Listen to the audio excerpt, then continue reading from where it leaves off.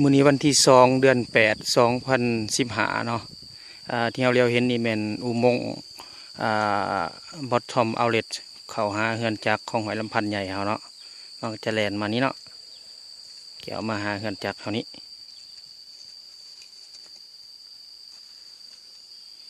อันนี้ก็แม่นเฮือนจักของเฮาเนาะมื้อนี้เฮามาเบิ่งวิธีการเอาค่าของอุปกรณ์วัดแทกความต้านเพื่อนำไปคิดไล่หา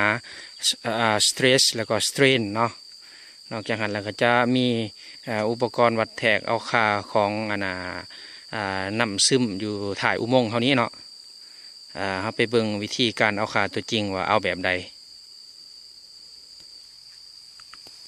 เอาเบิ่งทางในอุปกรณ์ทางในตัว observation นี้มันมียังไงเนาะตู้ตัวนี้นี่เป็นตู้ของตู้ทำอิฐที่เขามาเห็นนี่เป็นตู้ของGBD เนาะ GBD แล้วก็ของND เนาะคือเหล็กหนึ่งนี่เป็น GBD 1จนมาหอด GBD 8เนาะบิดมาหอด GBD 8นี่ส่วนว่า ND 1นี่มันเริ่มแต่เหล็กเก้าGBD 1เหล็กเก้า GBD 2เหล็ก10มาเรื่อยๆจนฮอด GBD 16มันมี GBD 16 ND ND 16เนาะ ND 8ผมเนี่ยND 8 ND 1เริ่มอยู่เหล็กเก้า ND 2เหล็ก10และ ND 8มาจบอยู่เหล็ก16เนาะแต่ก่อนที่จะเอาขานี่เนาะเราต้องอุปกรณ์ตัวนี้เป็นอุปกรณ์เอาขาของเราเนาะอุปกรณ์วัดแทกเอาขาเขาจะต้องคอนเนคหาซ้ายทั้งหาซ้ายนี่เนาะซึ่งต้องให้มันถือตามสีขาวก็ต้องให้ถือสีขาวเนาะสีแดงสีดำสีเขียวแต่ว่าสีฟ้านี่เป็นสีที่ตอนกับตัวที่บ่มีสีเนาะต้องจือไว้แต่ก่อนจะวัดแทกเอาขานี้ธรรมดาเราจะต้องเปิดเครื่องนี่ก่อนเนาะเปิดอยู่ปุ่มสีเหลืองนี่เนาะและเอามาบิดเอาขาอยู่นี่ขาอยู่ GBD 1เขาเริ่มอยู่เหล็ก1เนาะเริ่มอยู่เหล็ก1ขาตัว R นี่สมมติว่าขาตัว R นี่ตัว R ในมือนี้แมนตัว R ที่เราเก็บได้ในมือนี้แมน1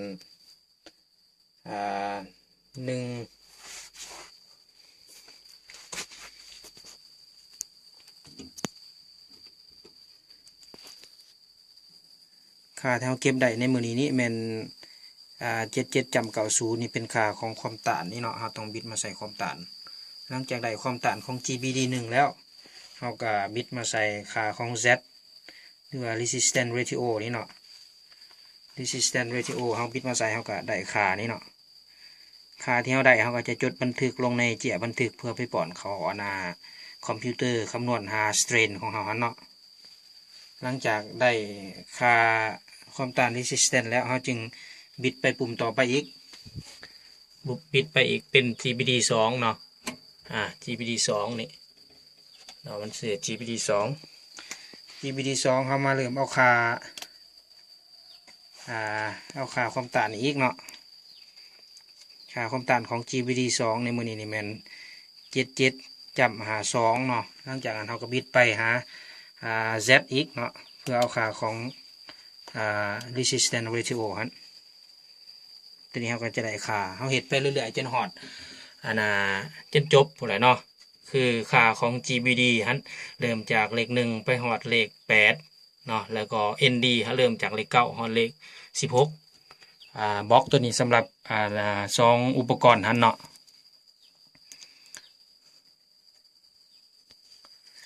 สำหรับบล็อกตัวต่อมานี้เนาะบล็อกตัวติดกันนี้บล็อกตัวต่อมาอยู่เบื้องแก่นี้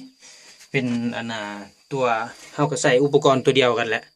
มาวัดแทกเอาค่าของHD เนาะ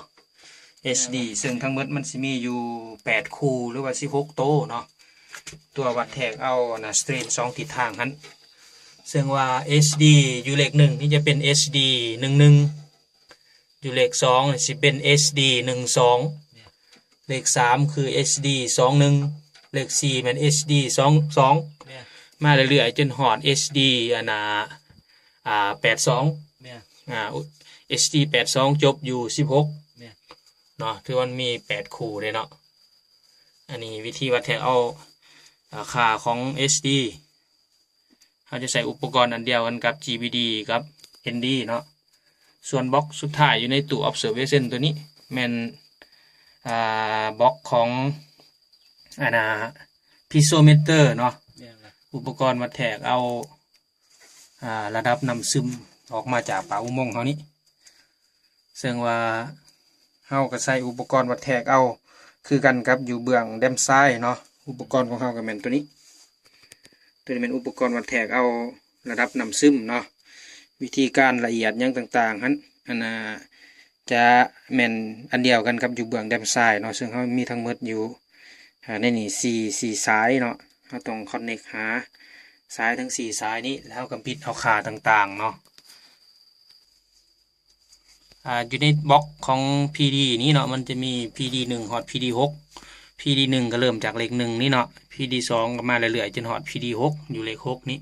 เฮาก็บิดมาเรื่อยๆวิธีเอาขาก็ขายกันกับตู้อื่นๆเนาะคือเฮามาเปิดอุปกรณ์นี้แล้วก็คอนเนคหาหันเฮามาเปิดออนนี่เนาะเฮามาเปิดออนแล้วก็มันก็จะได้ค่าอยู่2ค่าเนาะถ้าว่ามันบ่แจ้งเฮามากดปุ่มนี้เพื่อให้แสงสว่างมันขึ้นค่าที่เฮาได้คือ1เลยเป็นอุณหภูมิปัจจุบัน PD 1ที่เฮาได้เป็น26องศา26.8 องศาเซเนาะส่วนว่าค่าความถี่นี้แม่น